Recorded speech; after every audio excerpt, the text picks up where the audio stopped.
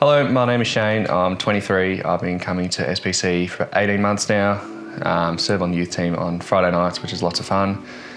I was born in Sale, always lived in Sale, went to school in Sale, work in Sale, love Sale, so never going to leave. I hope not anyway. When I left school in 2021, I done a chef apprenticeship, done that for the whole 3 years, finished that off, and now I work at ANZ Bank. Been there for about 12 months now. Really enjoying that line of work and hoping to progress in the future.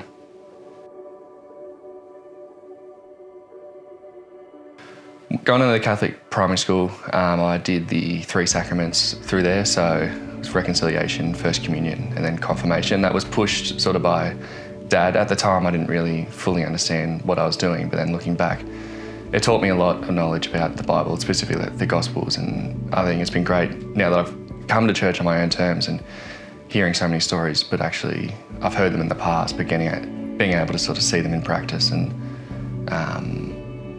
wanting to live them out, it's been pretty cool.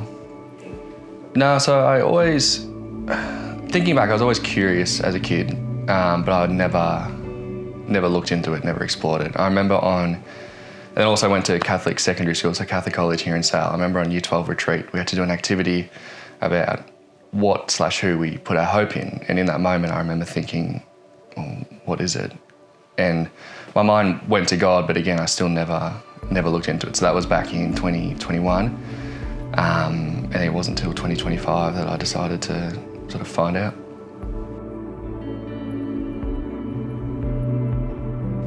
So Gemma and I met when we were working at KFC together. That would have been when we were both probably 15. And then we started dating when I was 18, she was 17. I guess faith was something we discuss every couple of months. Those who know her, she grew up going to youth, but then she stepped away. But having her knowledge and experience within the church helped me, and she answered a lot of questions for me early days. And then I received a little note in the mailbox. I don't know what church it was from, but it said, "Are you ready for the truth?" I'm like, oh, well. And that was late 2024. So then I said, oh, well, let's go find out. And we were actually even thinking, why don't we just go to church one day, like early days, and see what it's like. And we were going to try a few different churches and look around just to show her what my knowledge of church was versus what her knowledge of church was. Because when we spoke about it and I explained, like St. Mary's Catholic Church, there's glass painted windows and how it's like silence in there when you walk in.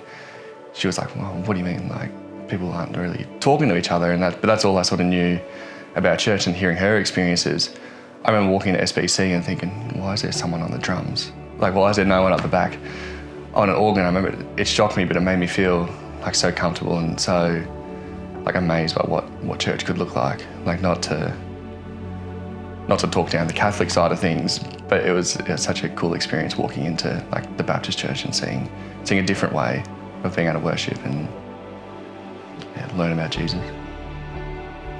My family are very supportive of it, especially Mum. She's very, very open to the idea.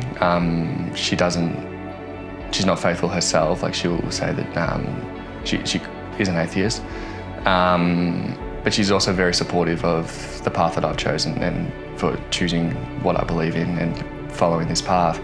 Nan would say she's a Catholic, and Dad believes in God, like he says he believes in God and he believes in heaven, and he certainly hopes that that's a place he'll end up. But in terms of exploring faith and coming to church, it's not something that's a part of my family's life. When I got baptised late last year, my whole family came along, which was a very cool experience. And at the time, my brother, he started asking me a bunch of questions, got him curious, but haven't quite got him to come back yet. But I know that'll happen in the future, and which will be exciting. I think it's something that I like the fact that it's something that I chose and something that I wanted to do. It's not that it's a bad thing growing up in the church at all. I think that's great seeing families grow up. But I think being able to sit back and say this is something that I wanted, this is something that I chose, and for it to work out so well, I'm very happy with that.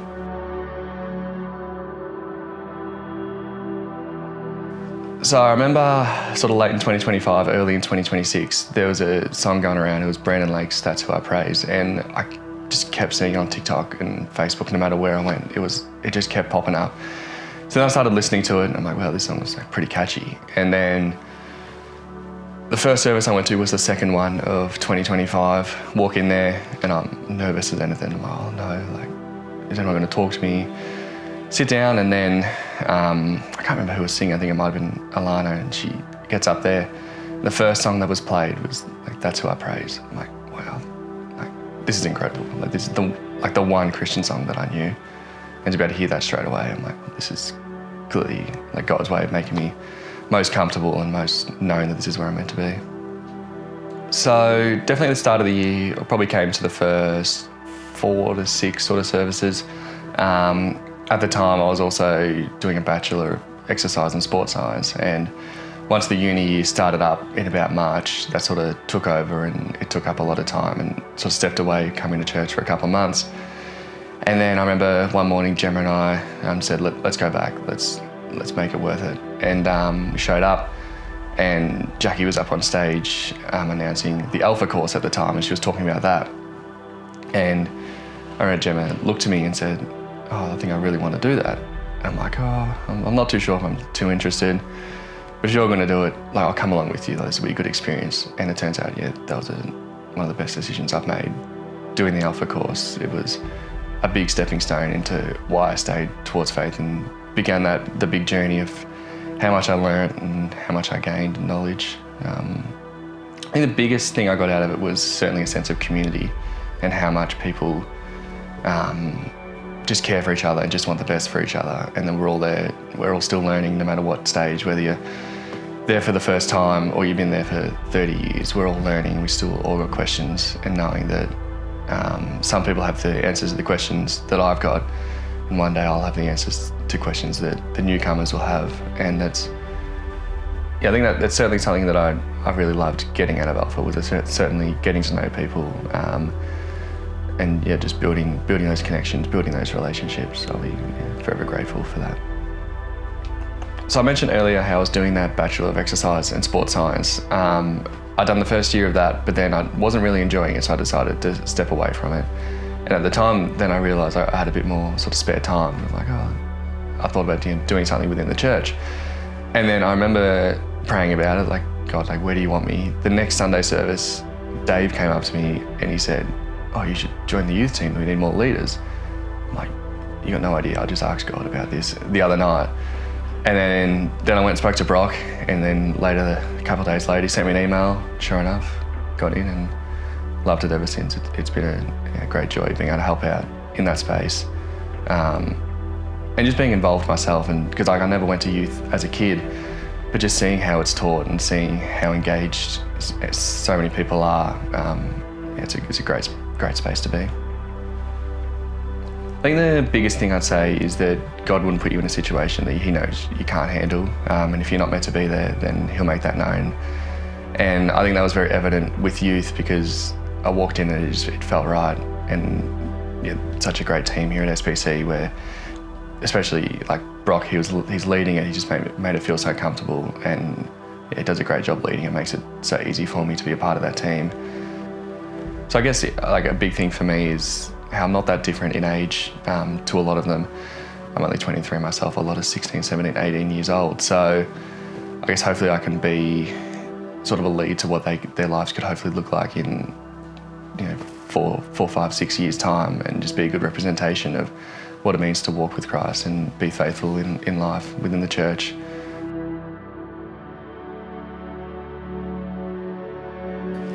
So I guess growing up in a non-Christian family and going to school, I sort of had friends who, we certainly weren't walking in faith or trying to live like Jesus or anything like that. So certainly a lot of years of my life was spent, whether it was the partying, drinking, gambling, whatever it was. It was certainly something that I lived through, and that's something that was part of who I was at the time. And I sort of look back and think, well, certainly, in those moments, I was happy. It wasn't as if I was, sad or anything. But since being able to come to church and experience sort of life walking with Jesus in a new faith, getting to feel the joy versus the happiness that those other things bring you, and the joy that a life with Jesus brings you has been something I'm very grateful for. And I certainly wouldn't trade it back for anything. I think being able to sort of choose to come to Christ in the way that I did, I know it's certainly not common, but I just hope that sort of being a representation that you can live that life and then also still come back to Christ one day and follow Him can help others do the same and help others make that choice along their own journey, wherever they're at. I think the moment where I'm like, I'm not turning back now was certainly when I started coming to church and during Alpha, and I started feeling convicted of a lot of things. And that feeling of not wanting to, it's not as if it was even hard giving up the life that I once lived, because it became something that I wanted to do. I think at that time I'm like, oh, well, this is clearly the right place. Because I remember thinking like, I don't want to give up the life that I'm living. I don't want to have to sort of be different to my friends. But it became something that I almost felt like I had to do to be the person that Jesus called me, or God has called me to be.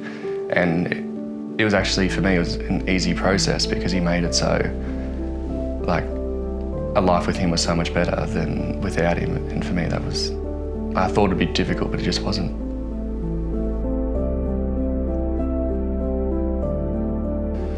I think something I'm very, very grateful for, especially getting to do this journey with Jesus, but also with Gemma by my side.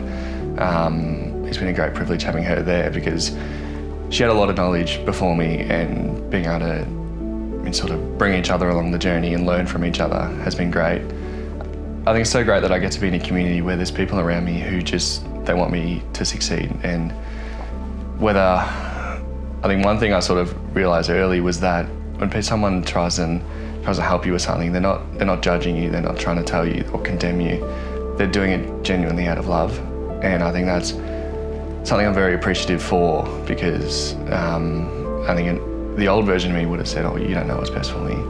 But it's great being able to hear from people who genuinely just care about you and want the best for you.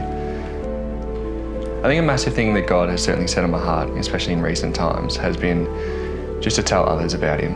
And it's something that I probably struggled with the early days, especially being very open about my faith. But in recent times, I've become a lot more comfortable and confident in just bringing up in everyday life to people, whether it's at work or just friends who sort of aren't in the church or aren't faithful.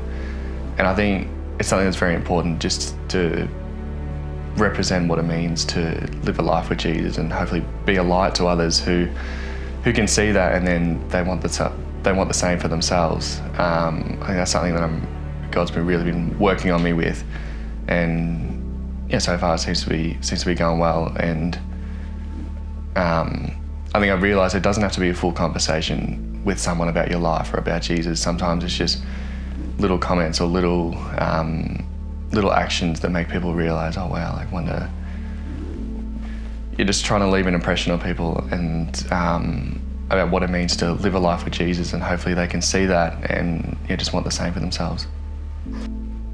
So I guess my favourite scripture is something that stuck out to me early, Romans 10 verse 9, that if you confess with your mouth that Jesus is Lord and believe in your heart that God raised Him from the dead, you will be saved. And I think that's something that stuck out to me for so long, especially with living the life that I once lived, that if you believe that Jesus was raised from the dead and that He is Lord, then there is redemption found in that. I think that's something that I certainly leaned into early days, because ultimately it's one of the reasons I came to church too, because I was broken and I needed that saving. And not to sort of pinpoint one verse, but if I had to, that's where I go. And that I remember that from day one, and that's really always stuck out to me.